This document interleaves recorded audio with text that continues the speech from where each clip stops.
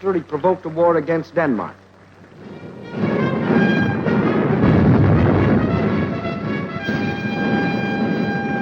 The result? Victory.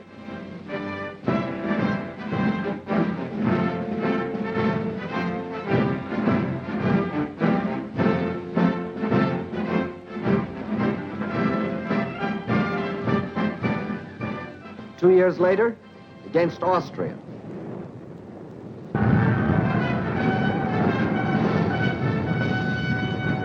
Result?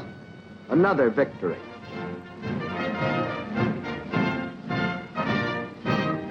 And 4 years later, the great test against France. An amazed world stood by as Prussia, until then a minor power, dared to challenge the strongest nation in Europe. Result? Another victory.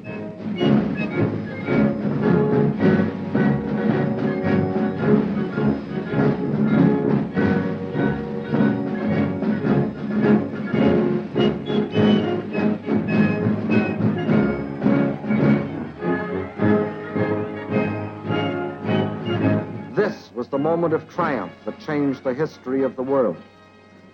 The Prussian dream of conquest was no longer a dream. The German princes saw the Prussian eagle soaring triumphant in the European sky. Now they clambered on the bandwagon and united under Prussian leadership to form the German Empire.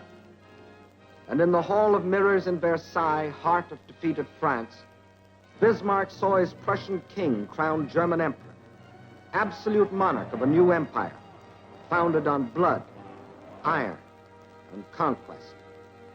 Its symbol, Victoria, emblem of victory. Not the Liberty Bell, not the Magna Carta, not Liberté, Égalité, Fraternité, not any symbol of freedom, but Victoria, the symbol of conquest.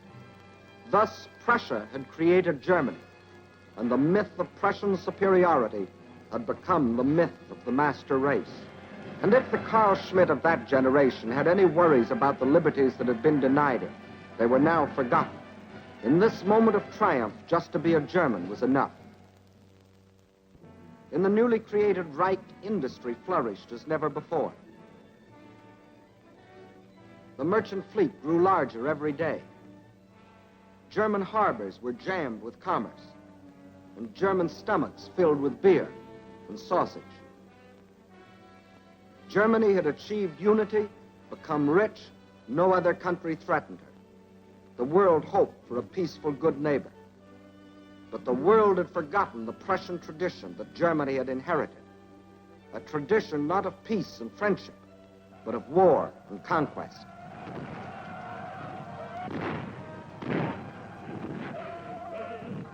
Deutschland, Deutschland, über alles, über alles.